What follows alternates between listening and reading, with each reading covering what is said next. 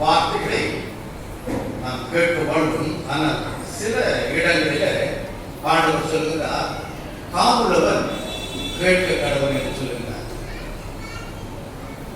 இந்த இடத்துல நாம் பார்க்கும் பொழுது நாம் வாசித்த வேத பகுதியை நாம் எண்ணி பார்க்கும் பொழுது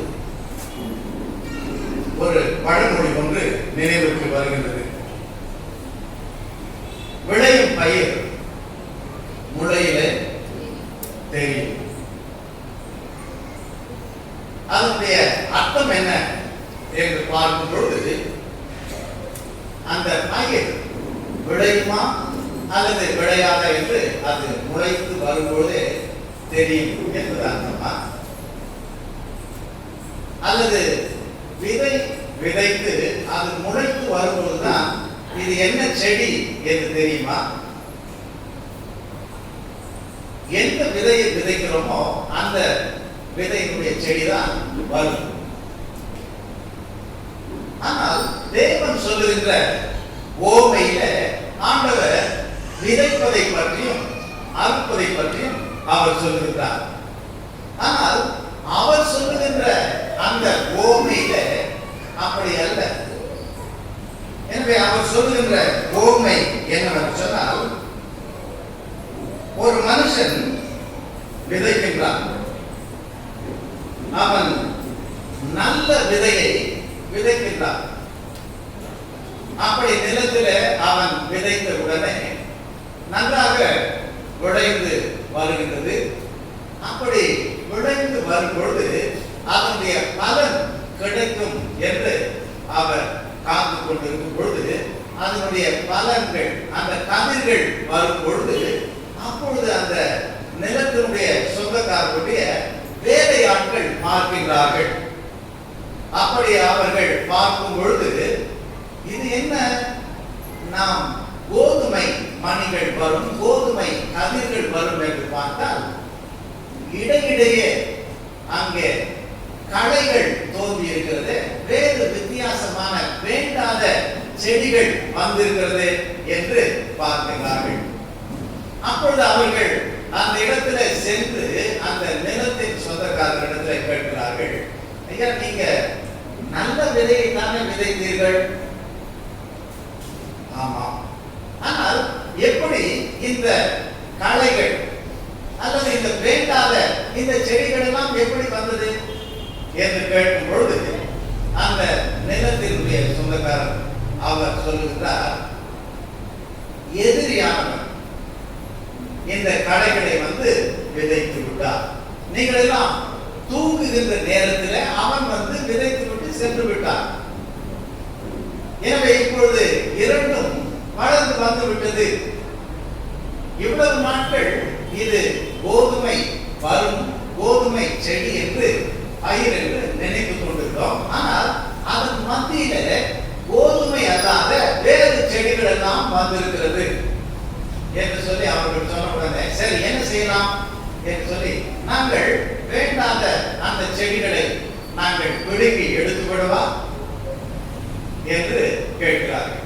அப்பொழுது நிலத்தின் சொந்தக்காரர் சொல்றார், வேண்டாம் வேண்டாம், களைகளாயிற்று, அதனால் பிரயோஜனம் இல்லையே, நல்ல செடிக்கு போகின்ற அந்த தண்ணீரையும் அந்த உரத்தையும் அது உறிஞ்சி கொண்டுமே. எனவே எதற்கு வீணாக இது வளர வேண்டும், எதை பிடுங்கி எரிந்து விடலாம் என்று கேட்கிறார்கள். ஆனால் சொந்தக்காரர் வேண்டாம், நிலத்தின் சொந்தக்காரர் வேண்டாம் என்று சொல்கிறார். காரணம் என்ன? நான் விதைத்த நல்ல பயிர்கள் விளைந்து வந்திருக்கிறது. நீங்கள் இந்த நலமல்லாத இந்த பயிர்களை, களைகளை பிடுங்கும் பொழுது என்ன ஆகும்? அது பின்னி பிணைந்து வளர்ந்திருக்கலாம், அல்லது அதன் வேர்கள் அங்கே சென்றிருக்கலாம். இதை பிடுங்கும் பொழுது அந்த கோதுமை மணிகளை கொடுக்கக்கூடிய நல்ல செடிகளையும் நீங்கள் பிடுங்கி விடுவீர்கள். எனவே வேண்டாம் என்று சொல்லுகிறார். அப்படி அவர் அதை சொல்லிவிட்டு அந்த ஓமையை அவர் எல்லா ஜனங்களும் போய்விட்ட பிறகு வீட்டில இருக்கின்ற நேரத்தில் சீஷர்கள் வந்து கேட்கிறார்கள், என்ன இந்த உவமை, எதற்கு இதை சொன்னீர்கள், அதனுடைய அர்த்தம் என்ன? எனவே ஆண்டவர் அந்த உவமைக்கான அந்த விளக்கத்தை கொடுக்கிறார். நான் இதை பரலோக ராஜ்யத்திற்கு ஒப்பிட்டு இதை சொல்லுகின்றேன் என்று சொல்லி அவர் சொல்லுகிறார். அந்த நிலத்திற்கு அவர் ஒப்பாக எதை சொல்லுகிறார்? நிலம் என்பதற்கு அவர் ஒப்பனையாக எதை சொல்லுகிறார்? உலகம். அப்படி என்றால் இந்த உலகத்தை குறித்து நான் சொல்லுகின்றேன், இந்த உலகத்திலே உள்ள இந்த மக்களை குறித்து சொல்லுகிறேன் என்று சொல்லி இந்த உலகம் என்று ஆண்டவர் சொல்லுகிறார். எனவே இந்த உலகத்திற்கு சொந்தக்காரர். அந்த நிலத்திலே அவர் உலகம் என்று சொல்லிவிட்டு அந்த விதைக்கிறவர் யார் என்று சொல்லுகிறார்? யார் விதைக்கிறவர்? சொல்லலையே. அப்படியா? யார் விதைக்கிறது? மனுஷகுமாரன், தேவாதி தேவன், ஆண்டவராகிய இயேசு கிறிஸ்து. என் நிலம் இந்த உலகம், இதில் விதைப்பது நாம். எனவே அவர் விதைக்கும் பொழுது நல்ல விதைகளைத்தான் விதைக்கின்றார். ஆனால் இன்னொருவன் வந்து விதைக்கிறார். யார் அவன்? பிசாசானவன், சாத்தானானவன், எதிரியானவன் விதைத்து விடுகிறார். எனவே அப்படி விதைத்து வரும்பொழுது நன்றாக தெரிகிறது, களைகள், வேண்டாத செடிகள், அதை விடுவிடலாம் என்று சொன்னால் நீங்கள் அதை செய்யக்கூடாது. அதற்கென்று நாம் ஆட்களை வைத்திருக்கிறேன். அது எப்பொழுது நடைபெறும் என்று சொன்னால் அந்த அறுவடை நாள் முடிவில்லை, உலகத்தின் முடிவில்லை நடைபெறும் என்று சொல்லுகிறார்.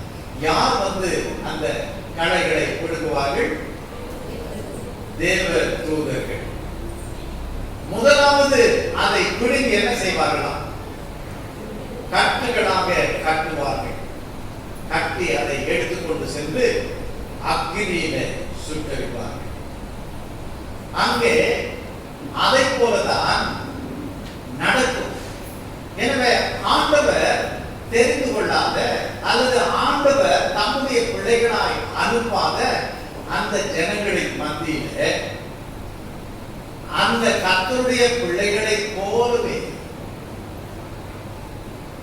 அங்கே வாழுகின்ற மக்கள் உண்டு. அவர்களை கடைசி நாளில தேவ தூதர்கள் வந்து அவர்களை எடுத்து அக்கினியிலே போடுவார்கள். ஆனால் களஞ்சியத்தை, என்னுடைய களஞ்சியத்தை, அந்த கோதுமைகளை அவர்கள் சேர்த்து வைப்பார்கள் என்னுடைய பாதுகாப்பான உள்ள அறையில். அதை போலதான் நீதிமான்கள், கர்த்தருடைய பிள்ளைகள் பிரகாசமாக அங்கே சந்தோஷத்துல இருப்பார்கள். இதைத்தான் நான் சொன்னேன், காதுள்ளவன் கேட்க கடவுள் என்று ஆண்டவர் சொல்லுகிறார். அப்படி என்றால் இந்த உலகத்திலே தேவனுடைய பிள்ளைகள் உண்டு. ஆனால் அவர்கள் மத்தியிலே தேவனுடைய பிள்ளைகளை போல இருக்கின்ற சாத்தானுடைய பிள்ளைகளும் உண்டு. எனவே யார் தேவனுடைய பிள்ளைகள், யார் சாத்தானுடைய பிள்ளைகள்? அதற்கு தனி நிலம் அல்ல. சாத்தானுடைய பிள்ளைகள் எல்லாம் அங்கே, தேவனுடைய பிள்ளைகள் எல்லாம் இங்கே என்று சொல்வதற்கு இல்லை. ஒரே நிலம், ஒரே உலகம். அதிலே தேவனுடைய பிள்ளைகள் உண்டு, அவர்கள் மத்தியிலே சாத்தானுடைய பிள்ளைகளும் உண்டு. எனவே யார் இந்த சாத்தானின் பிள்ளைகள்? இதுல நாம் தேவனால் விதைக்கப்பட்ட கர்த்தருடைய பிள்ளைகளா, சாத்தானால் விதைக்கப்பட்ட, எதிரினால் விதைக்கப்பட்ட அக்கினி கடலில் தள்ளப்பட போகின்ற ஆத்மா? எப்படி தெரியும்? எல்லாம் ஒன்றாகத்தானே இருக்கிறது என்று நாம் சொல்லலாம். இந்த களைகள் என்று சொல்லும் பொழுது கர்த்தருடைய பிள்ளைகளின் மத்தியிலே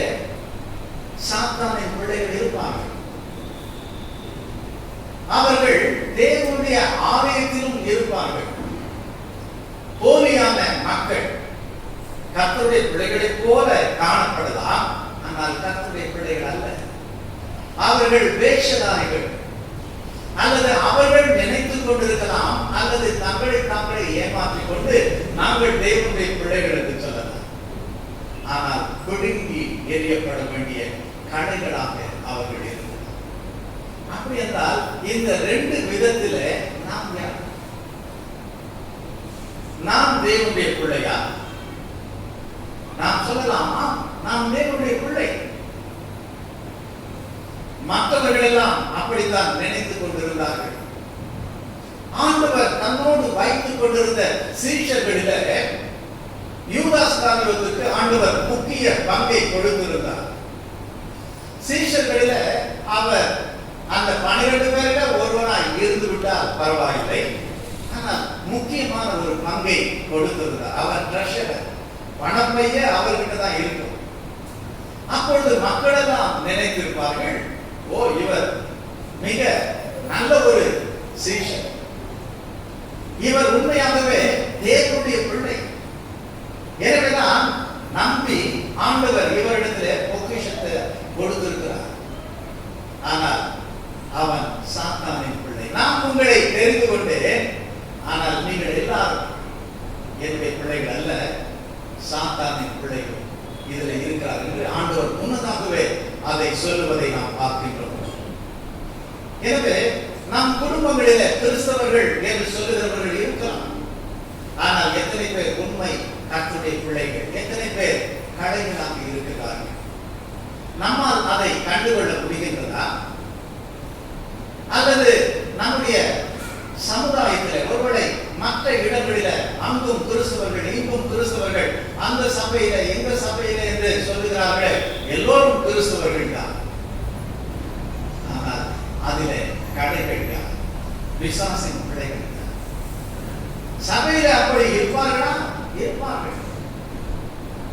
ஏனென்றால் அதிகமான கலைகளை சாத்தானவன் சபையில விதைத்துக் கொள்ளுகின்றான்.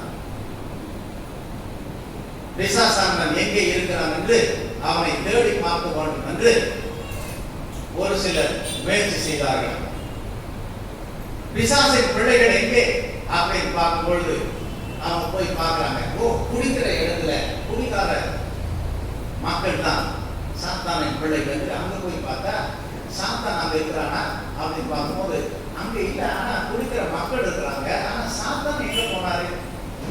அவர் அந்த பிள்ளைகள் கூட தானே இருப்பார் என்று சொல்லி சொல்றாங்க. இல்லையே, சாத்தான் அங்க இல்லை. சரி, கேம்பிளிங் சீட்டு விளையாடுற இடத்துல இருக்கிறார பாருங்க சாத்தான் அப்படின்னு சொல்லி பல கேடுபாடுகள் நிறைந்த இடங்களிலெல்லாம் தேடி பார்க்கிறாங்க. கிடைக்கவில்லை. சாத்தான் எங்க இருக்கிறான்னு கண்டுபிடிக்கவே முடியலன்ட்டு சரின்னு சரி வாங்க அப்படின்னு நம்ம சர்ச்சைக்கு போறோம்னு பார்த்தா அங்கதான் மேல சாத்தான் உட்காரு. இவனுக்கு என்ன இங்க வேற அப்படின்னு சொன்னா, அங்க இருக்கிறவங்க எல்லாம் ஏற்கனவே அவனுடைய சாத்தானுடைய பிள்ளைகள் தான். ஆனா இங்க இருக்கிறவங்கள யார் என்னுடைய பிள்ளைகளா மாறப்படுறாங்கன்னு சாத்தான் அங்க இருந்து பார்த்துட்டு யார மாறலாம். எனவே இவர்கள் மத்தியில சாத்தானுடைய பிள்ளைகளை எப்படி உருவாக்க வேண்டும் என்று சாத்தான் பார்த்துக் கொண்டிருக்கிறார் என்று சொல்லப்படுகிறது. அதே போல நம் மத்தியில கடைகளாக, ஆண்டவரால் தெரிந்து கொள்ளப்படாதவர்களாக, ரட்சிக்கப்படாதவர்களாக, மீட்கப்படாதவர்களாக, ஜீவ புஸ்தகத்திலே பெயர் எழுதப்படாதவர்களாக அநேகர் இருக்கலாம். எனவே தேவன் சொல்லுகின்றார், கடைசி காலத்தில் தான் அந்த முடிவுகள் தெரியும். எனவே நாம் உண்மையாகவே தேவனுடைய பிள்ளைகளா? தேவனுடைய பிள்ளைகள் யார்? எப்படி அவர்கள் தேவனுடைய பிள்ளைகளாக இருக்கிறார்கள் என்று நாம் பார்க்கும் பொழுது 3 பேரை குறித்து நாம் பார்க்கலாம். மூவரும் பணக்காரர்கள், அவர்கள் செழிப்பானவர்கள்.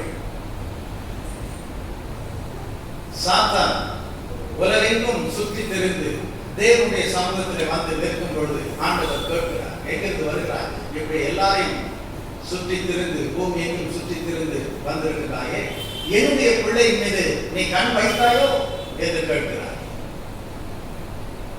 யாரை குறித்து ஆண்டவர் கேட்கிறார்? தன்னுடைய மகன் யோபுவை குறித்து கேட்கிறார். அப்பொழுது சாத்தான் சொல்லுகின்றார், நீங்கள் யோபுவை பிள்ளை என்று சொல்லுகின்றீர்கள். அவன் உம்மை ஆராதிக்கிறவன், உம்மை சேவிப்பவன் என்று சொல்லுகிறீர்கள். ஆனால் உண்மை அது அல்ல. ஏனென்றால் அவன் எதற்காக உம்மை ஆராதிக்கிறான், உம்மை சேவிக்கிறான் என்று சொன்னால், நீ கொடுத்திருக்கின்ற ஆசீர்வாதங்களுக்காக, உலக பிரகாரமான ஆசீர்வாதங்களுக்காக. யோபு செல்வ சீமா, அவனுக்கு ஏராளமான சொத்துக்கள், ஒட்டகம், மற்ற எவ்வளவோ விலங்குகள் எல்லாம் அவனுக்கு இருந்தது. குடும்பம் செழிப்பா இருந்தது, பிள்ளைகள் இருந்தார்கள், நல்ல பெயரோடு கூட இருந்தார். ஆனால் சாத்தான் சொல்லுகின்றான், நீ இந்த ஆசீர்வாதங்களை எல்லாம் கொடுத்திருக்கிறதுனால தான் உம்மை அவன் சேவிக்கின்றான், இதை நீங்கள் எடுத்து விடுங்கள். அப்பொழுது அவன் ஆண்டவரை தூஷிப்பான், உம்மை திட்டுவான் என்று சொல்லுகிறார். ஆண்டவர் சொல்லுகிறார், என் பிள்ளையை குறித்து என்னிடத்திலே சொல்லுகிறாயா? எனக்கு தெரியும் என் பிள்ளை யார் என்று சொல்லு. செல்வம், செழிப்பு, பணம் இதற்காக தேடுகின்றவன் என் மகன் அல்ல. நான் தைரியமாக சொல்ல முடியும் என்று சொல்லி ஆண்டவர் சொல்லுகிறது. நீ எதையெல்லாம் எடுக்க வேண்டுமோ எடுத்துக்கொள். சாத்தான் சொல்லுகிறார், நீ வேலி அடைத்து வைத்திருக்கிறீரே அவனையும் அவன் குடும்பத்தையும். கர்த்தருடைய பிள்ளைகளுக்கு என்று தேவன் ஒரு வேலியை வைத்திருக்கிறார், ஒரு பாதுகாப்பை வைத்திருக்கிறார். அதை மீறி சாத்தான் வந்து அவருடைய பிள்ளைகளையோ அவருடைய உடைமைகளையோ தொட முடியாது. ஆண்டவர், நான் அந்த பாதுகாப்பை நான் எடுக்கின்றேன், நீ அவனுடைய சொத்துக்களை எடுக்கலாம் என்று சொல்லுகிறார். எனவே ஒரே நாளிலே அவருடைய சொத்துக்கள் எல்லாம் சாத்தான் எடுத்து விடுகிறார். நேரம் குறைவாக இருக்கிற அப்படின்னா எப்படி எடுத்தார் என்பதை நீங்கள் அந்த யோபுவின் புத்தகத்தை படிப்பீர்கள் என்று சொன்னால் தெளிவாக சொல்லப்பட்டிருக்கும். எனவே அவருடைய செல்வங்கள் எல்லாம், சொத்துக்கள் எல்லாம் எடுக்கப்படுகின்றது. அப்பொழுதும் ஆண்டவரை அவன் தூஷிக்கவில்லை. என் தேவன் நல்லவர் என்று உறுதியாக விசுவாசமாய் இருக்கிறார். பிசாசானவன் சொல்லுகிறான், சொத்து போனால் எனக்கு என்ன என்று அவன் இருக்கிறான். அவனுடைய குடும்பத்தை நீர் ஆசீர்வதித்திருக்கிறீர, பிள்ளைகளை ஆசீர்வதித்திருக்கிறீர, அது போதும் என்று இருக்கிறான். எனவே அதை எடுத்து விட்டால் அவன் நிச்சயமாய் உம்மை சேவிக்க மாட்டான், உம்மை தூஷிப்பான். ஆண்டவர் சொல்லுகிறார், நீ எடுத்து விடலாம்.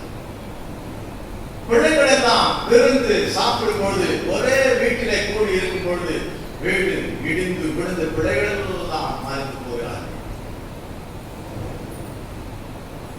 சொத்து சுதந்திரம் எல்லாம் போனது, குடும்பம் போனது, பிள்ளைகள் போனது. ஆனாலும் தேவனை அவன் தூஷிக்கவில்லை. சாத்தான் சொல்லுகின்றான், இல்லை, சொத்து போனாலும் குடும்பம் போனாலும் அவன் உண்மை நம்பி இருப்பது எதற்காக? அவனை நீர் ஆசீர்வதித்திருக்கிறீர், என்னை ஆசீர்வதித்த தேவன் என்று அவன் உண்மை சேவிக்கிறான். ஆண்டவர் சொல்லுகிறார், அவனுடைய ஆரோக்கியத்தையும் நீ எடுத்துவிடலாம், ஆனால் அவனுடைய ஆத்மாவை, அவனுடைய உயிரை நீ தொட முடியாது என்று சொல்லுகிறார். எனவே தேவனுடைய பிள்ளைகளுக்கு எத்தனை சோதனைகளை ஆண்டவர் அனுமதித்தால், எந்த காரியங்களை சாத்தான் கொண்டு வந்தால், அவனுடைய ரட்சிப்பு, அவனுடைய ஆத்மா, அதை தொடுவதற்கு தேவன் ஒருபொழுதும் சாத்தானுக்கு இடம் அளிப்பதில்லை. எனவே அவனுடைய சரீரத்தில் வியாதி வந்தது, ஆரோக்கியம் போய்விட்டது, பருக்கள் உடம்பெல்லாம் வந்துவிட்டது. அவன் ஓட்டை எடுத்துக்கொண்டு சாம்பலிலே உட்கார்ந்து சுரண்டி கொண்டிருக்கின்றான். பிசாசு யாரை பயன்படுத்துகிறார்? எல்லாம் போனது, ஆனால் அவனுடைய மனைவி மாத்திரம் உயிரோடு கூட இருக்கிறது. அந்த மனைவி அவனுடைய நிலைமையை பார்க்கும் பொழுது வந்து சொல்லுகின்றார், நீ வாழ்வதற்கு இனி என்ன இருக்கிறது? தேவன் தேவன் ஆண்டவர் என்று சொல்லுகின்றாயே, ஆண்டவர் உன்னுடைய வாழ்க்கையை எப்படி விட்டு விட்டார், எப்படி மாற்றி விட்டார்? அல்லது ஆண்டவர் எல்லா ஆசீர்வாதங்களையும் எடுத்து விட்டார், இனி அவரை நீ துதிக்க வேண்டாம். அவருடைய நாமத்தை தூஷித்து செத்துப்போ, உயிரை விட்டு விடு என்று சொல்லுகிறார். எப்படிப்பட்ட மனைவி பார்த்தீங்கன்னா, வேதனை நிறைந்த நேரத்தில் இருக்கின்ற மனைவியும் இன்னும் வேதனையை கூட்டுகின்றவர்களாக இருக்கிறார். அப்படி அவள் சொன்னாலும் கூட அங்கே யோபு என்ன சொல்லுகிறார்? நீ ஒரு பைத்தியக்காரன். இதையெல்லாம் கொடுத்தது யார்? தேவன் அல்லவா? அவர் கொடுத்தார், அவர் எடுத்தார். அதற்கு அவருக்கு அதிகாரம் உண்டு. எனவே கர்த்தர் கொடுத்தார், கர்த்தர் எடுத்தார். கர்த்தருடைய நாமத்துக்கு மகிமை உண்டாவதாக. எப்படிப்பட்ட ஒரு விசுவாசம்! தேவன் ஒரு மனிதனை தன் பிள்ளையாக அவனை ரட்சித்து மீட்டெடுத்திருப்பார் என்று சொன்னால், அந்த ஆத்துமா எப்பொழுதும் தேவனை துதித்து அவருக்காக வாழ்கிறவரார். ஒரு பணம் வேண்டும் என்பதற்காகவோ அல்லது உலக பிரகாரமான ஆசீர்வாதம் வேண்டும் என்பதற்காகவோ அவன் தேவனை தேடி இருப்பான் என்று சொன்னால், அதையெல்லாம் எடுத்து விட்ட பிறகு இந்த தேவன் எனக்கு எதற்கு என்று சொல்லியிருப்பான். அதுவல்ல, தேவன் என் ஆத்துமாவை மீட்டுக் கொண்டார். எப்படிப்பட்ட அருமையான ஒரு விசுவாசம்! இன்றைக்கு நாம் எதற்காக தேவனை தேடுகிறோம்? தேவனுடைய பிள்ளை அந்த ஆத்துமாவின் ரட்சிப்பை எண்ணி கர்த்தரை கடைசி வரையிலும் விசுவாசத்தோடு கூட பற்றி கொண்டிருந்தார் அல்லவா? மற்றும் ஒரு மனிதனை பார்க்கலாம். அவனும் கூட மிகுந்த ஆஸ்தி உள்ளவன்.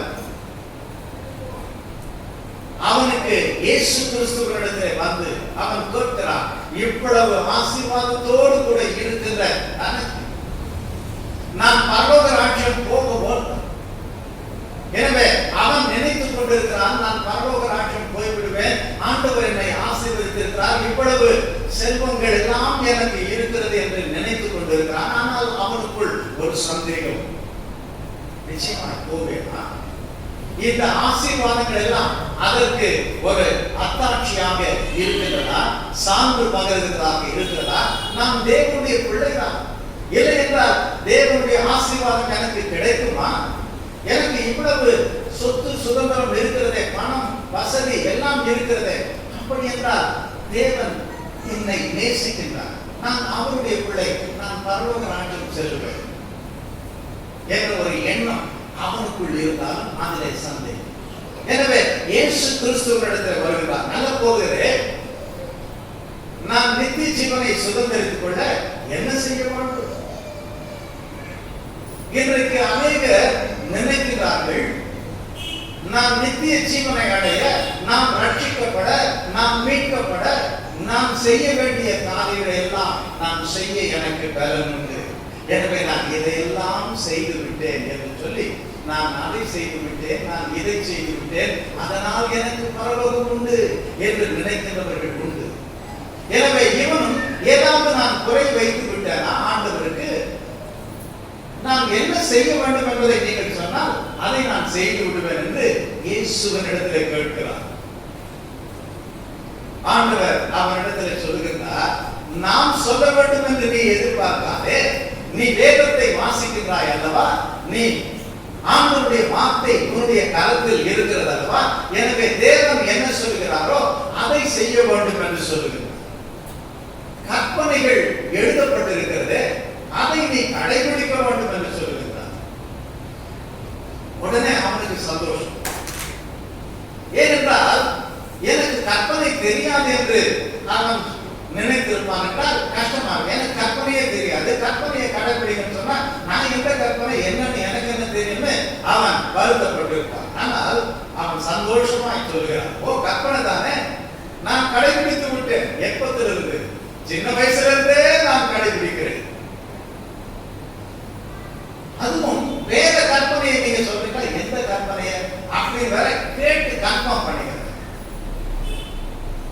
நீ அதை செய்யாதே, விபச்சாரம் செய்யாதே, திருடாதே, அது இதெல்லாம் ஆண்டவர் சொல்றாரு.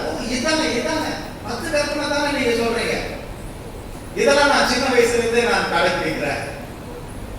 வேற ஏதாவது குறை இருக்கா அப்படி இப்படின்னு அவரு சந்தோஷமா கேட்கிறார்.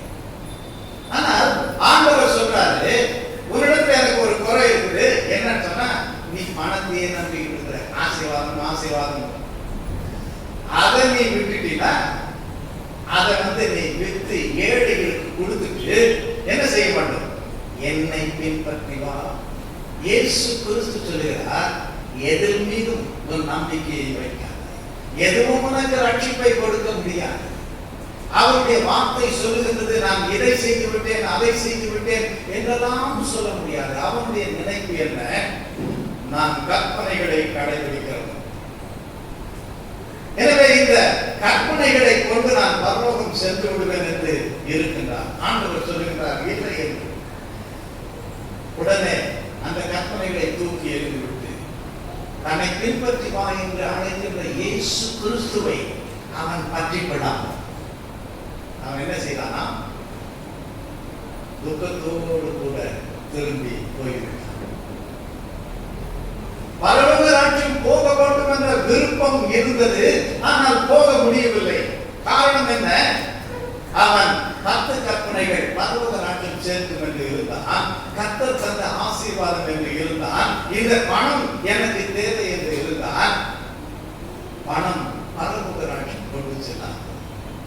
பணம் எங்க போகும்? பாதாளம் வரைக்கும் போகும். எனவே பணம் இருக்கிறது, இது ஆண்டவர் தந்தது, இது தேவன் தந்த ஆசீர்வாதம் என்று சொல்லி தேவனை பற்றி விடாமல், தேவனை ஆசீர்வதித்திருக்கிறார், எனவே நான் காணிக்கை கொடுக்கிறேன், நான் அதை செய்கிறேன் இதை செய்கிறேன், ஆசீர்வாதமாய் இருக்கிறேன் என்று சொன்னார். அதெல்லாம் பரலோக ராஜ்யம். ஆண்டவர் சொல்லுகிறார், என்னை பின்பற்றி. இயேசு கிறிஸ்து ஒருவர் தான் பரலோக ராஜ்யத்தை நமக்கு கொடுக்க முடியும். எனவே இந்த இயேசு கிறிஸ்துவை நாம் விட்டுவிட்டால் பரலோக ராஜ்யம் நமக்கு கிடைக்காது. எனவே நாம் போலியான வாழ்க்கை வாழ்கின்ற மக்கள் என்று பார்க்கும் பொழுது சாத்தானவன் அந்த மக்களின் மத்தியில கடைகளை விதைத்து விட்டானே, அதை போல ஆண்டவருடைய சுவிசேஷம் நற்செய்தியே அவன் மாற்றிவிட்டான். ஆண்டவருடைய சுவிசேஷம் நற்செய்தியை நீ கேட்டால் ரட்சிக்கப்பட்டு விடுவாய் என்று சொல்லி சுவிசேஷத்தை மாற்றி விட்டான். இதோ இதுதான் சுவிசேஷம் என்று சொல்லி கலாத்தியருக்கு எழுதின நிருபத்தில் அப்போஸ்தலனாகிய பவுல் சொல்லுகின்றார், தேவனுடைய சுவிசேஷத்தை நான் உங்களுக்கு சொன்னேன், அதை நீங்கள் ஏற்றுக்கொண்டீர்கள், ஆனால் சீக்கிரமாய் அதி சீக்கிரமாய் இவ்வளவு சீக்கிரம் அந்த சுவிசேஷத்தை விட்டு நீங்கள் என்ன செய்கிறீர்கள்? வேறொரு சுவிசேஷத்திற்கு போவதை குறித்து நான் ஆச்சரியப்படுகிறேன் என்று சொல்லுகின்றார். அவர் சொல்லுகின்றார், வேறொரு சுவிசேஷம் இல்லை. ஆனால் சுவிசேஷத்தை போல சாத்தானவர் மற்றும் ஒரு போலியான சுவிசேஷத்தை உருவாக்கிவிட்டார். எனவே அந்த சுவிசேஷம் உன்னை பரலோக ராஜ்யத்துக்கு எடுத்துச் செல்லும். மற்றும் ஒரு மனிதனை பார்க்கின்றோம், அவனும் ஒரு பணக்காரன் தான், அவன் ஒரு பதவியிலே உள்ளவன் தான், அவன் டாக்ஸ் கலெக்டராக இருக்கின்றான், வரி வசூலிப்பவனாக இருக்கின்றான். அவனிடத்தில் நல்ல பதவி இருந்தது, பணம் இருந்தது, செல்வ செழிப்போடு கூட இருந்தான். ஆனால் அவன் இயேசுவை அறியாமல் இருந்தான், இயேசுவை பற்றி கேள்விப்பட்டிருக்கிறான். எனவே அவனுக்கு ஒரு ஆசை, இந்த இயேசு எப்படிப்பட்டவர், அவரை பார்க்க வேண்டும் என்ற ஒரு ஆசை. எனவே அவர் என்னுடைய ஊருக்கு வந்து விட்டார், எனவே நான் அவரை பார்க்க வேண்டும் என்று அவரோடு கூட வருகிறார். ஆனால் இயேசு கிறிஸ்து அந்த ஊருக்கு வரும்போது ஏராளமான ஜனங்கள், திரளான ஜனங்கள், நாம் பார்க்க முடியவில்லை, ஆனால் ஏராளமான ஜனங்கள் இயேசுவோடு கூட வருகிறார்கள், அவரை நெருங்கிக் கொண்டு வருகிறார்கள். கிட்ட இருக்கிற மனுஷர்கள் எவ்வளவு பாக்கியவார்கள், அவர் முகத்தை பார்க்கிறார்கள், அவரோடு கூட ஒட்டி உரசிக்கொண்டு வருகின்றனர். ஆனால் அவர் முகத்தை பார்க்க வேண்டும் என்று வந்த என்னால் பார்க்க முடியவில்லையே என்ற ஒரு ஏக்கம். ஏன் பார்க்க முடியவில்லை? கூட்டம் இருந்தால் என்ன, கொஞ்சம் எட்டி பார்த்து விடலாம் என்று நினைக்கலாம். ஆனால் அவன் எட்டி பார்த்தாலும் பார்க்க முடியாத அளவிற்கு குள்ளமான ஒரு மனுஷனாக இருந்தான். எனவே அவன் குள்ளமாய் இருந்தான், அவனால் பார்க்க முடியவில்லை. எனவே ஆண்டவர் அங்கே வருகின்ற அந்த ரோட்டில் முன்னதாக இருக்கின்ற ஒரு மரத்தின் மேலே ஏறி கொண்டார். எப்படி நான் அந்த இயேசுவை பார்த்து விட வேண்டும் என்று அங்கிருந்து இயேசு வரும்பொழுது அவரை பார்க்க காத்துக் கொண்டிருக்கிறார். இயேசு அந்த இடத்துல வருகிறார், நின்று அவரை நோக்கி பார்க்கின்றார். அவனை பெயர் சொல்லி அழைக்கின்றார். சகேயுவே, இறங்கி வா, இன்றைக்கு நான் உன்னுடைய வீட்டில தங்கு கொண்டேன். அவன் பணக்காரன் தான், அவன் பதவி உள்ளவன் தான். ஆனால் இயேசுவை தன்னுடைய வீட்டில ஏற்றுக்கொள்ளுகின்ற அந்த அளவுக்கு அவன் தகுதியானவன் அல்ல. மக்கள் எல்லாம் பார்க்கிறார்கள், ஓ, இவர் அவரோடு கூட போகிறார், பாவியான மனுஷன். பாவியான மனுஷனோடு கூட செல்லுகிறார். தேவன் சொல்லுகிறார், பாவிகளை ரட்சிப்பதற்காக, இழந்து போவதை ரட்சிப்பதற்காக, மீட்பதற்காகத்தான் மனுஷகுமாரன் வந்திருக்கிறார். அவர் மீட்பை தரவில்லை என்று சொன்னால், அவர் ரட்சிப்பை கொடுக்கவில்லை என்று சொன்னால் நாம் இங்கே பெற்றுக்கொள்ள முடியும். எனவே அவர் வந்தது எதற்காக? ரட்சிப்பை அருள்வதற்காக, பாவ மன்னிப்பை கொடுப்பதற்காக, பாவிகளை அவருடைய பிள்ளைகளாய் மாற்றுவதற்காக. எனவே அவர் அவனை அழைக்கிறார். அவன் இயேசுவை பார்க்கின்றார். அந்த ஆண்டவரை நான் பார்த்து விட்டேன், அவர் என்னை அழைக்கின்றார், அவருடைய சத்தத்தை கேட்கிறார். உடனே வாங்க வாங்க என்று சொல்லி அவன் வீட்டுக்கு அழைத்து செல்லாமல் அவன் நின்று ஆண்டவரை பார்த்து சொல்லுகின்றார், ஆண்டவரே, என்னுடைய ஆஸ்தியில் பாதியை ஏழைகளுக்கு நான் கொடுக்க போகிறேன். நான் இயேசுவினிடத்திலே வந்து எனக்கு இருக்கிற இந்த ஆஸ்திகளை ஆண்டவர் இரட்டிப்பாக கொடுத்து விடுவார் என்று அவன் நினைக்கவில்லை, சொல்லவில்லை. அவன் பணக்காரன் தான், ஆனால் இப்பொழுது பாதி சொத்து, பாதி பணம் ஏழைகளுக்கு கொடுத்து விட்டால் அவன் பணக்காரனாக அல்லாமல் பாதி அவன் சொத்து உள்ளவனாக, பணம் குறைந்து போனது. எனவே அவன் கொஞ்சம் ஏழ்மையை சந்திக்க தயாராகி ஆண்டவரை பார்ப்பதற்கு, ஆண்டவரே, நீர் இதைத்தான் தர வேண்டும், அதைத்தான் தர வேண்டும், உம்மை பார்க்க நான் மரத்தின் மேல் ஏறினேனே, என் வீட்டுக்கு வருகிறேன் என்று சொல்லுகிறேன், எனக்கு இன்னும் கொஞ்சம் ஆஸ்தி கொடுப்பீரா என்று சொல்லவில்லை, நான் இதை கொடுத்து விடுகிறேன் என்று சொல்லுகிறேன்.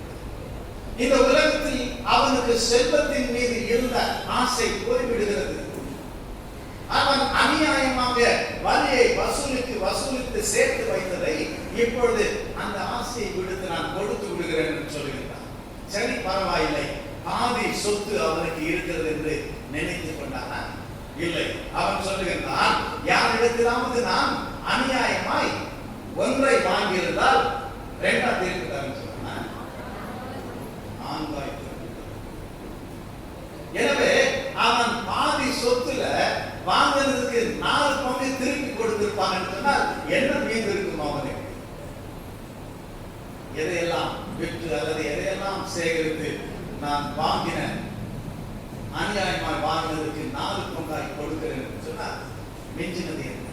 அவன் அதையெல்லாம் எதிர்பார்க்காமல் இயேசு எனக்கு போதும் என்று அவரை வீட்டுக்கு அழைத்து சொல்லும் பொழுது ஆண்டவர் சொல்லுகிறார், இன்றைக்கு இந்த வீட்டிலே ரட்சிப்பு வந்தது. இவனும் ஆபிரகாமின் பிள்ளை.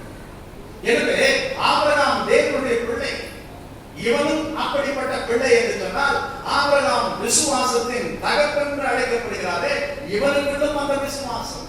எனவே நான் இந்த இயேசுவினிடத்தில் வந்தால் அவர் என் பாவங்களை மன்னிப்பார், அவர் என்னை ரட்சிப்பார், அவர் என்னை மீட்பார் என்ற அவருக்குள் இருக்கின்ற அந்த விசுவாசத்தை அவருக்குள் காணும் பொழுது இவன் என்னுடைய பிள்ளை, இவனும் ஆபிரகாமின் பிள்ளை என்று ஆண்டவர் சொல்லுகிறார். எனவே இந்த நாளில் போலியான விசுவாசியாக நாம் இருக்கின்றோமா, அல்லது போலியான சுவிசேஷத்தை நாம் பற்றிக் கொண்டிருக்கிறோமா? யார் பரலோக ராஜ்யம் செல்கிறார்? ஆண்டவர் சொல்லுகிறார், நான் ஒருவன் தான் வழி, என்னை இல்லாமல் யாரும் பரலோக ராஜ்யம் வர முடியாது. எனவே நாம் நினைக்கலாம், அவர் பரிசுத்தர், அவர் நிச்சயமாய் பரலோக ராஜ்யம் செல்வார் என்று நாம் நினைக்கணும். ஆனால்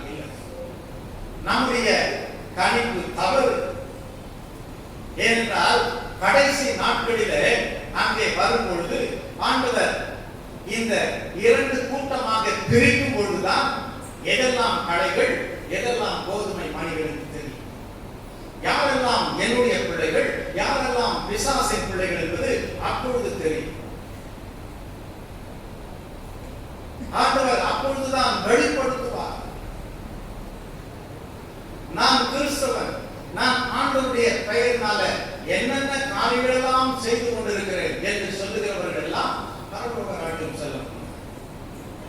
நான் ஒன்றுமே செய்யவில்லை, என் ஆண்டவர் தான் எனக்காக கல்வாரி சிலுவையிலே மரித்தார், அவருடைய ரத்தம் எனக்காய் சிந்தப்பட்டது, நான் அவரைத்தான் ஏற்றுக்கொண்டேன் என்று சொல்லுகிறவர்கள் தான் பரலோக ராஜ்யத்துக்கு செல்ல முடியும். 10 கற்பனைகளை வைத்துக் கொண்டு நான் போகலாம் என்று இருந்து வருத்தத்தோடு சென்றவனை போல, நான் எவ்வளவோ காணிக்கை கொடுத்திருக்கிறேன் என்று சொன்னாலும் இல்லை, நான் எவ்வளவோ ஊழியம் செய்திருக்கிறேன் என்று சொன்னாலும் இல்லை, ஐயா நான் உங்களுடைய பேர்னால பிசாசெல்லாம் தோர்த்தனேனே, இல்லை, அற்புதம் அடையாளமெல்லாம் செய்தேனே என்று அங்கே கத்தி கதறி கூப்பாடு போவார். ஆண்டவர் அப்பொழுது சொல்லுவார், நீங்கள் எல்லாம் அக்கிரம செய்கைக்காரர்கள், என்னை விட்டு அகன்று போங்கள், நான் உங்களை அறியேன் என்று சொல்லுவார். எதை சொல்லியும் நாம் பரலோக ராஜ்யம் செல்ல முடியும். ஆண்டவரிடத்தில் நாம் எதை சொல்லியும் ரட்சிப்பை கேட்க முடியாது. எனவே ஏமாந்து போக வேண்டாம். கடைகளாக நாம் வாழ்ந்து கொண்டிருக்கிறோம், நம்மை சுற்றி கடைகள் இருக்கலாம், அவர்கள் பக்தியின் வேஷம் தரித்து இருக்கலாம், ஆனால் பரலோக ராஜ்யம் அவர்களுக்கு இல்லை. எனவே நாம் கடைகளாக அல்லது நல்ல பயிர்களாக கோதுமை மணிகளாக நாம் இருக்கிறோம். ஆண்டவரே, நான் செய்ததெல்லாம் நாம் சொல்ல போகிறோம், இல்லை ஆண்டவரே, இந்த ரட்சிப்பை நீதானே எனக்கு கொடு, விசுவாசத்தை நீதானே எனக்கு. ஆண்டவர் சொல்லுகிறார், ஆண்டவரை ஏற்றுக்கொள்கிறவர்கள் எல்லாம் ஏழைகளாகத்தான் போய்விடுவார்கள் என்பதல்ல. ஆண்டவர் தான் ஆசீர்வாதத்தை தருகிறவர், அவர்தான் ஆஸ்திகளை செல்வத்தை தருகிறவர், ஆனால் அதனோடு கூட வேதனையை கூட்ட மாட்டேன் என்று சொல்லுகிறார். எனவே முதலாவது தேவனுடைய ராஜ்யத்தின் நீதியின் தேடுகள், அப்பொழுது இவைகள் எல்லாம் கொடுக்கப்படும். எனவே கர்த்தரை ஏற்றுக்கொண்டவர்கள் ஆசீர்வதிக்கப்படுவார்கள். ஆனால் பணம், சொத்து, சுதந்திரம் என்று இருக்கின்றவர்கள் இதனால் பரலோக ராஜ்யம் என்று நம்மை நாம் ஏமாற்றிவிட முடியும். நான் அதை செய்தேன், இதை செய்தேன், அந்த சர்ச்சைக்கு போனேன், இந்த சர்ச்சைக்கு போனேன், இப்படியெல்லாம் சொல்லுகிறவர்கள் பரலோக ராஜ்யம். எனவே இந்த நாளில் நாம் தேவனுடைய பிள்ளைகளாக ரட்சிக்கப்பட்டு இருக்கிறோம். நாம் பாவ உணர்வு அடைந்து, ஆண்டவரே நான் பாவி, என் பாவத்தை மன்னியும் என்று ஆண்டவரிடத்தில் நாம் பாவ அறிக்கை செய்து அவரை நம் உள்ளத்தில் ஏற்றுக்கொண்டிருக்கிறோம். ஏராளமான கூட்டம், ஓ இவர்தானே ஒரு ஊழியக்காரர் என்று சொல்லி ஏராளமான கூட்டம். ஆனால் அந்த ஊழியம் செய்த அவரிடத்துல ஒரு முறை அவரை பேட்டி காணுகிறார்கள். அப்படி பேட்டி காணும்போது, ஐயா எப்படி இவ்வளவு கூட்டங்கள் வருகிறார்கள்? அப்படி என்றால் பாவத்தை குறித்து நீங்கள் அதிகமாய் இவர்களுக்கு உணர்த்துவீர்களா என்று சொல்லப்படுவது இல்லை. நாம் பாவத்தை குறித்தே பேசினது இல்லை. எல்லோரும் பாவிகள் தெரியுமே, ஆனால் நான் பாவத்தை குறித்து பேச மாட்டேன். ஆண்டவர் அன்பானவர் என்று சொல்லும் பொழுது இந்த தேவன் வேண்டும், ஆண்டவர் ஆசீர்வதிக்கிறவர் என்று சொல்லும் பொழுது இந்த தேவன் வேண்டும். எனவே ஆசீர்வாதத்திற்காக அல்லது தேவனுடைய அன்புக்காக அல்லது அவர் நோய்களை குணமாக்குகிறார் என்பதற்காக அதை சொல்லும் பொழுது மக்கள் ஏராளமாய் கூடி வருகிறார். ஆனால் பரலோக ராஜ்யம் சென்று சேருவார்களா? பாவம் உணர்த்தப்படவில்லை என்று சொன்னார், பாவம் மன்னிக்கப்படவில்லை என்று சொன்னார், பரலோக ராஜ்யம் செல்ல முடியாது. எனவே இப்படிப்பட்டவர்கள் தான் ஆசீர்வதிக்கப்பட்டவர்கள் என்று பொய்யாக அநேக மக்கள் எழுதிக் கொண்டிருக்கும் பொழுது நாமும் கூட கடைகளாய் வாழ்ந்து கொண்டிருக்கிறோமா? அல்லது நல்ல நிலத்தில் தேவனால் விதைக்கப்பட்ட அவருடைய பிள்ளைகளாக, ரட்சிக்கப்பட்ட பிள்ளைகளாக, பாவம் மன்னிக்கப்பட்ட பிள்ளைகளாக வாழணும். தேவன் நம்மை அழைக்கின்றார். எனவே ஆண்டவருடைய வார்த்தை சொல்லுகிறது, அந்த விசுவாசம் உனக்கு இல்லை என்று சொன்னார், அதை நீ தேவனிடத்தில் கற்றுக்கொள்ளவில்லை என்று சொன்னார். ரட்சிப்பு இல்லை. எனவே ரட்சிப்பு எப்படி என்று சொன்னார், கிருபையினால விசுவாசத்தை கொண்டு ரட்சிக்கப்பட்டீர்கள், அது உங்களால் உண்டானதல்ல. எனவே அந்த தேவன் நமக்கு ரட்சிப்பை கொடுத்திருக்கிறார். அவரிடத்தில் நாம் ரட்சிப்பை பெற்றிருக்கிறோமா, பாவ மன்னிப்பை பெற்றிருக்கிறோமா, நம்முடைய வாழ்க்கை மாறி இருக்கிறதா? உண்மையாகவே இவர்கள் தேவனுடைய பிள்ளைகள் என்று யார் நமக்கு சாட்சி கொடுக்க முடியும்? கடைகளாக நம்முடைய வீடுகளில் இருக்கின்றோமா, நம்முடைய சபையில கடைகளாக இருக்கின்றோமா, அல்லது கடைகளாக வாழ்ந்து கொண்டிருக்கிறவர்களை நம்பி இவர்கள்தான் உண்மை என்று சொல்லி ஏமாந்து போய் கொண்டு? எனவே தேவனை நோக்கி உலகம் தேவனுடையது. ஒருவரை பார்ப்பவர்கள் சொல்லலாம், உலகம் தேவனுடையது அல்ல என்று சொல்லி ஆண்டவர் சொல்லுகிறார், இது என்னுடைய உலகம், நாம் படைத்தது, இதில் என்னுடைய பிள்ளைகளை நான் வைத்திருக்கிறேன் என்று ஆண்டவர் சொல்லுகிறார். இரண்டாவதாக, கடைகளும் நல்ல கோதுமை மணிகளும் வித்தியாசம் தெரியாமல் தான் இருக்கும். முடிவு நாளில் தான் அதனுடைய வித்தியாசத்தை நாம் கடைகளாக இருக்கிறோமா?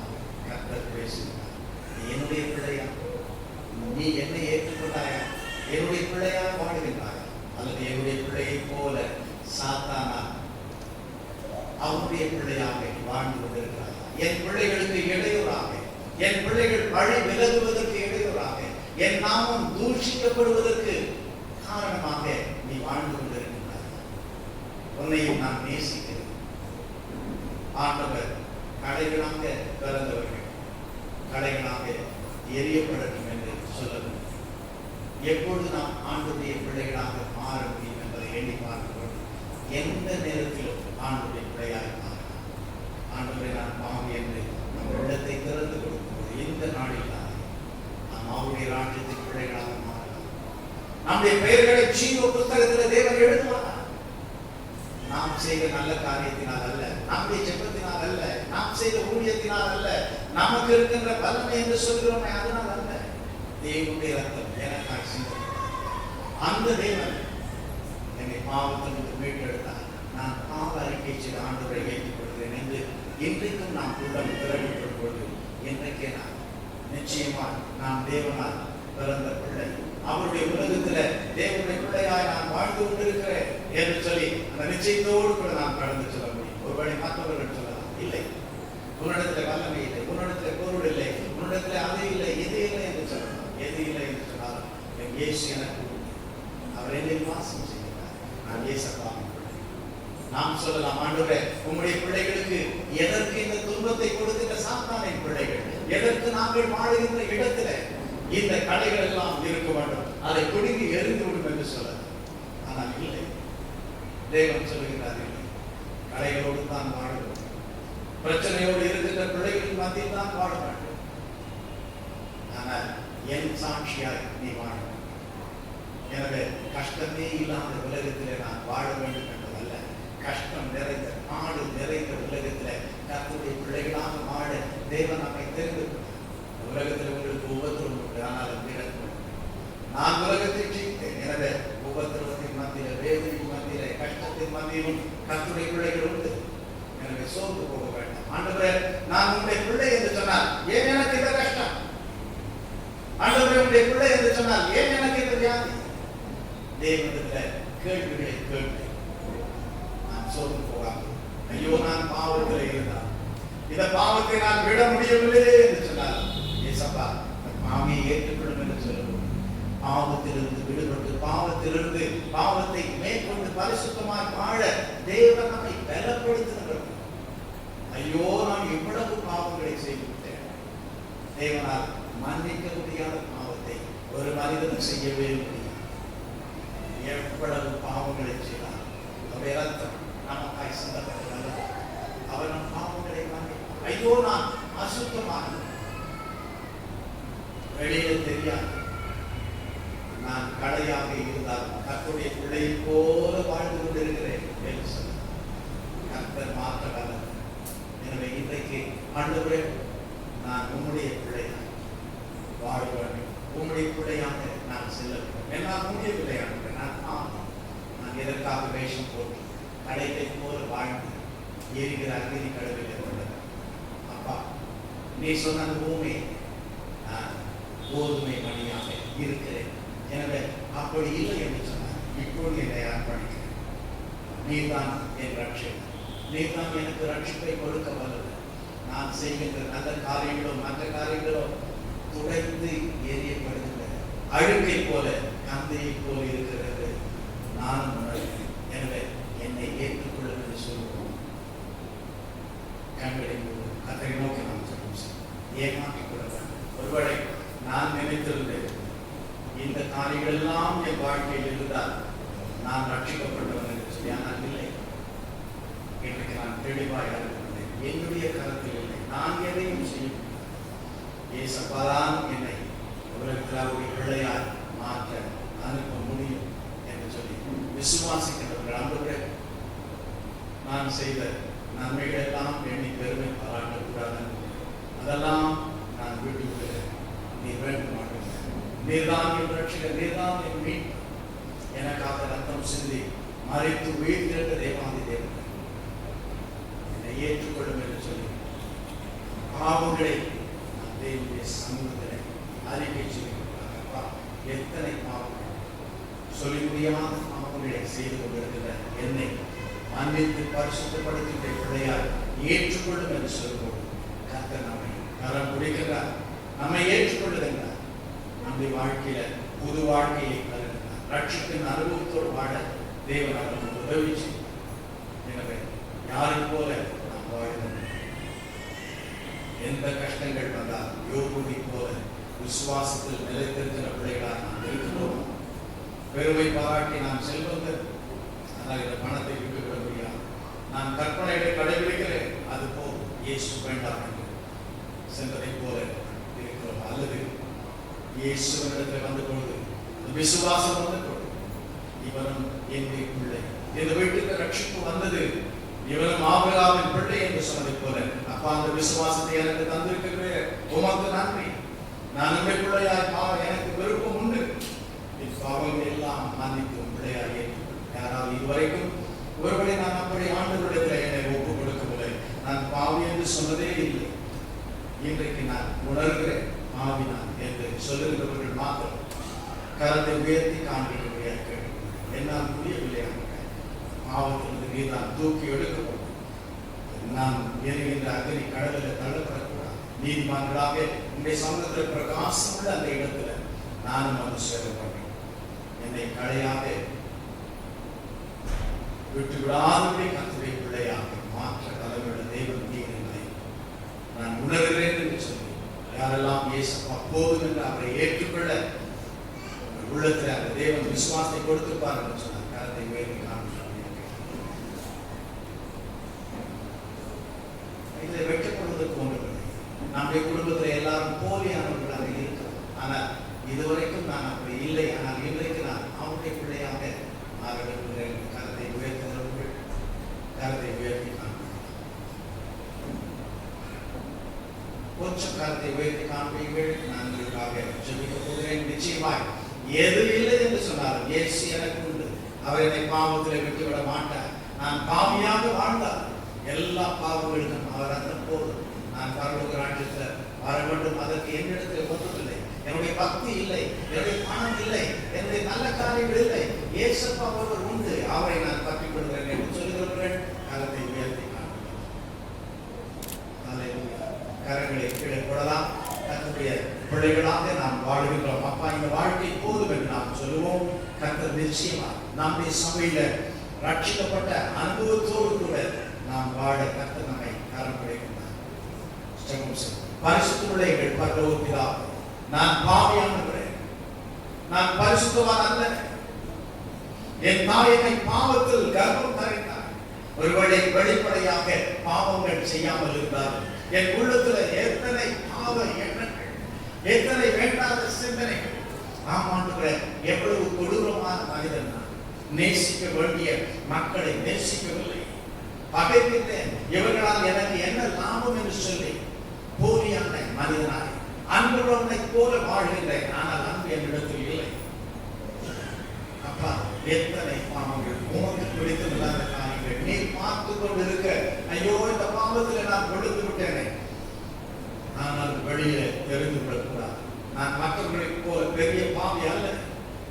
நான் ஒரு சின்ன தவறுதான் செய்கிறேன் என்று சொல்லி பாவத்திலே வாழ்ந்து கொண்டிருக்கிற பிள்ளைகளாக தேவரே, இன்றைக்கு யாரெல்லாம் அப்பா நீ வேண்டும், நீதான் என்னை தூக்கி எடுக்க வேண்டும், உன் ரத்தம் தான் எனக்காக சிந்தப்பட்டது, என்னை பாவத்திலிருந்து தூக்கி எடும் ஆண்டுகிறேன், நான் உண்மை ஏற்றுக்கொள்கிறேன் என்று கரங்களை உயர்த்தின ஒவ்வொரு பிள்ளைகளுக்காக நான் நன்றி சொல்கிறேன். அவர்களுக்கும் அந்த விருப்பத்தை தந்தவர் நீர் தானே, அந்த விசுவாசத்தை தந்தவர் நீர் தானே. ஆம் ஆண்டவரே, அவரை பார்க்க வேண்டும் என்று இருந்த அவன் உம்மை நோக்கி பார்த்த பொழுது, அப்பா வேண்டாம், இந்த பாவமான பணம் இந்த எல்லாவற்றையும் நான் எழுதி விடுகிறேன், அதை திரும்ப கொடுத்து விட்டு உம்மை பின்பற்றுகிறேன் என்று சொன்னதை போல கரங்களை உயர்த்தின பிள்ளைகளை கர்த்தர் பொறுப்பு அவர்கள் பாவத்தை விட்டுவிட வெள்ளம் தர வேண்டும் ஆண்டவரே. உமக்காக வாழுகின்ற உம்முடைய பிள்ளைகளாக இருக்க வேண்டும் ஆண்டவரே. அவர்களை சாத்தான் தொடாதபடி கர்த்தர் காத்துக்கொள்ள உன்னை வலுவுள்ள கரத்துல ஒப்புக் கொடுக்கின்றோம். ஒருபடி கஷ்டங்கள் தேவனுடைய நோய்களின் மத்தியில பலவிதமான போராட்டங்களின் மத்தியில வாழ்ந்தாலும் அவர்கள் உம்முடைய பிள்ளைகள் அல்லவா. கர்த்தர் நீர் அவர்களை ஆசீர்வதிக்க வேண்டுமா. அவர்கள் மூலமாக அநேக மக்கள் கர்த்தரை ஏற்றுக்கொண்டு ரட்சிக்கப்படுவதற்காக ஒவ்வொருவரையும் கர்த்தர் மீட்டெடுக்கிறார்கள். ஜெபிக்கிறோம். எங்கள் மீட்பும் ரட்சகருமாகிய இயேசு கிறிஸ்துவின் நன்றி செலுத்தி ஜெபிக்கிறோம். நீங்கள் ஜீவனோட நல்ல ஆமென்.